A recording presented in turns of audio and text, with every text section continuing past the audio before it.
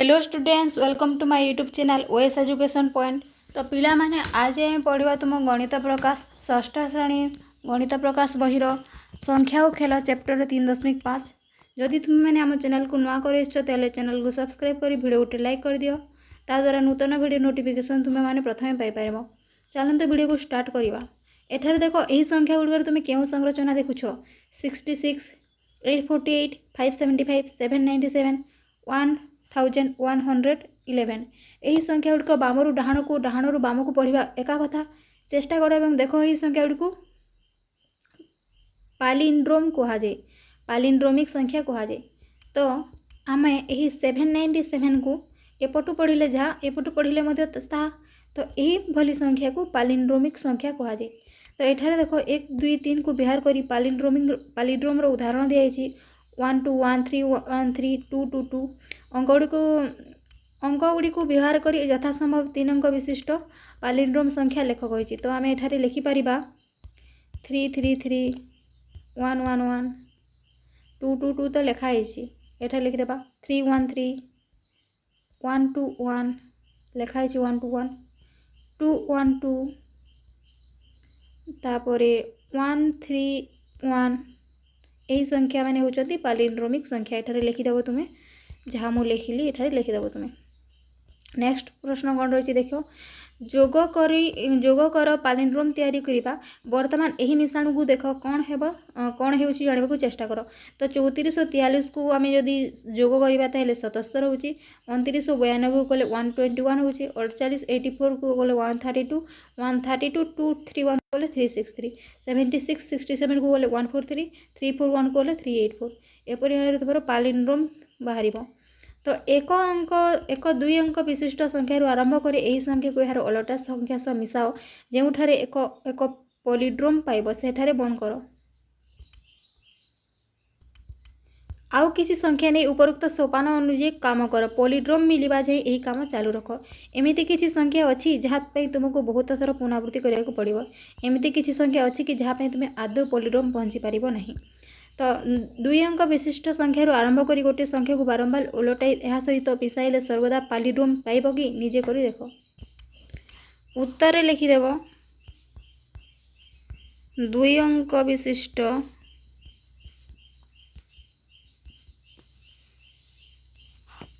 संख्यारू आरंभ करी गोटिए संख्या को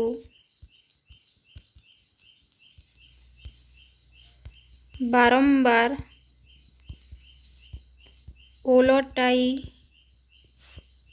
यह सहित मिसाइले आमे सर्वदा एक पॉलीड्रोम पाइबा। तो पिला माने तुम्हें लिखिदेव 2 अंक विशिष्ट संख्यार आरंभ कर गोटे संख्या को बारंबार उल्टाई यह सहित मिसाइले आमे सर्वदा एक पॉलीड्रोम पाइबा। किछि उदाहरण एठारे नहीं जा पिला माने। उदाहरण 12 को आम उल्टे देले 21 हो, आम यदि जोग करदे 33 होमती 45 ताको उल्टे देले 54 हो, जोग करदे 99 हो, 48 ताको उल्टे देले 84 हो, आम जदि जोग करदे 132 हो, यह उल्टे देले 131 हो, यह जोग करदे 363 हो। तो यहाँ गोटे पालिड्रोमिक संख्या। नेक्स्ट प्रश्न कौन रही देखिए पिला माने 3.6 काप्रे कौतुक संख्या। डॉक्टर काप्रे महाराष्ट्र देवीलाल एक सरकारी विद्यालय गणित शिक्षक थे। से शिक्षा संख्या सह खेल को भल पाते और संख्या क्रम को नहीं पूर्वर न जानी अनेक गुड़ी सुंदर क्रम पाई 1949 मसीह गोटे आकर्षणीय कौतुक तथ्य आविष्कार करते। यही सोपान गुड़ी को अनुसरण कर और कौतुक अनुभव कर एक 4 अंक विशिष्ट संख्या ने जो अतिक्रम 2टी भिन्न अंक पाइब। तो ये देख a = 8263, b = 2368 ताको जदि आम बीजोग करदेला कौन 6864। तो ये देख 6642 ताको उल्टे देले 2466। सी रे आम जदि जोग करदेला 6642 2466 बेले आमको कौन मिले 4166।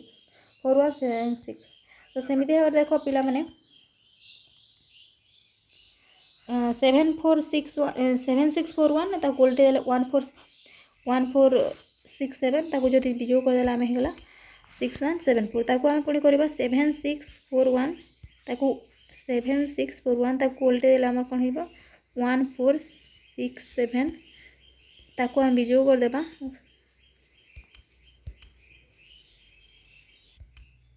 ताको आमे बिजोग कर देले कोन हेबो 6174 तो एठारे मध्ये 6174 एठारे मध्ये 6174 एटा को आमे कोड करबो पॉलीड्रोमिक संख्या तो निजे करे देखो विभिन्न 4 अंक विशिष्ट संख्या गुडी को नियो एवं ऊपर लिखित सोपान को आधार करी काम कर कोन देखो कोन हेउची तुमे सांग माने कोन पाइलो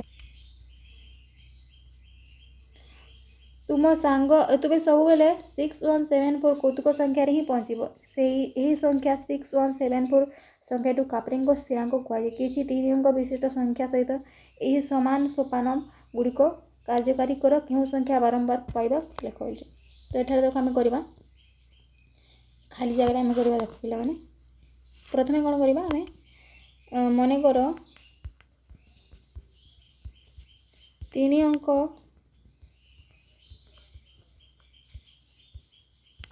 विशिष्ट संख्या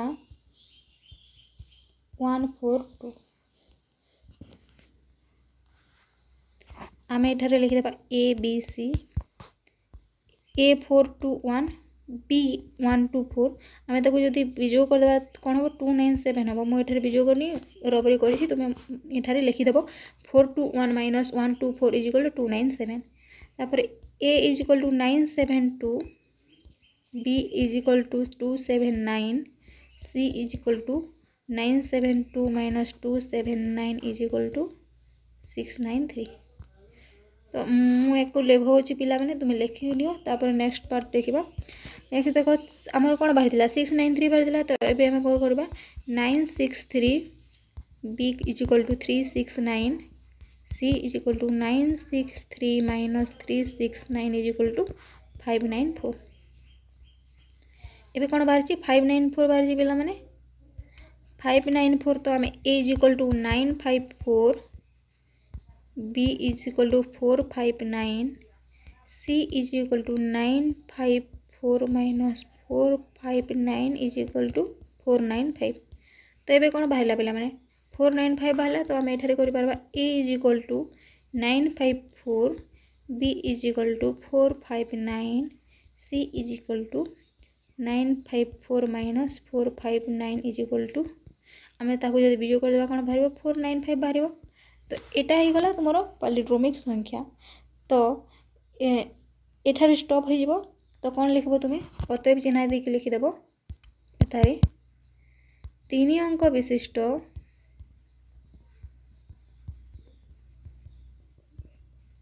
संख्या पाई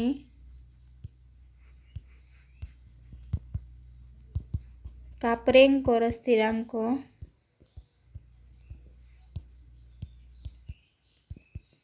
495 अटे